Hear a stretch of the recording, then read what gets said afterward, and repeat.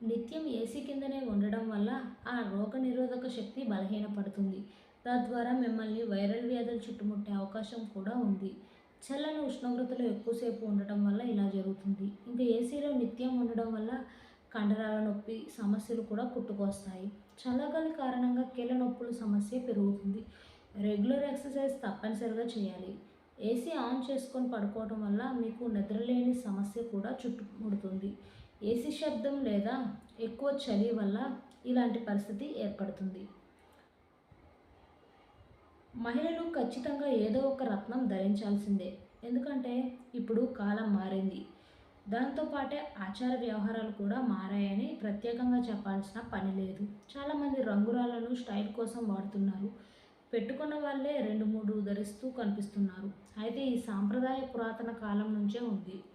ఒకప్పుడు పూర్వం ఆడవాళ్ళు ముత్యం, పగడం, నల్లపూసలు, రవ్వలు, వజ్రాలు సౌభాగ్యప్రదము అని తప్పనిసరిగా ధరించాలి అని పెద్దలు చెప్తుండేవారు. మంచి వస్తుధారణ ప్రభావంగా ఐశ్వర్య ప్రాప్తి కలుగుతుంది. వజ్రపు ముక్క పుడక, వజ్రపు కర్ణాభరణాలు అలంకరణ విషయాల్లో ప్రత్యేకతను పొంది ఉండేవి. అంతేకాదు పగడాలు, ముత్యాలు సౌభాగ్య చిహ్నాలు అని చెప్పాలి. ప్రాచీన సంప్రదాయం నడిపే కుటుంబాల్లో ఆడవారి మంగళసూత్రాల్లో నల్లపూస, పగడం, ముత్యం వేసి తాడు కట్టుకునే అలవాటు మనం చూడొచ్చు. అంతేకాదు చాలామంది నల్లపూసల దండను కూడా వేసుకుంటూ ఉంటారు. స్టైల్ కోసం మంగళసూత్రం పక్కన పెట్టి కేవలం నల్లపూస దండలను, ఇతర చైన్లను కూడా వాడేవాళ్ళు మనకు రోజు కనిపిస్తూనే ఉంటారు.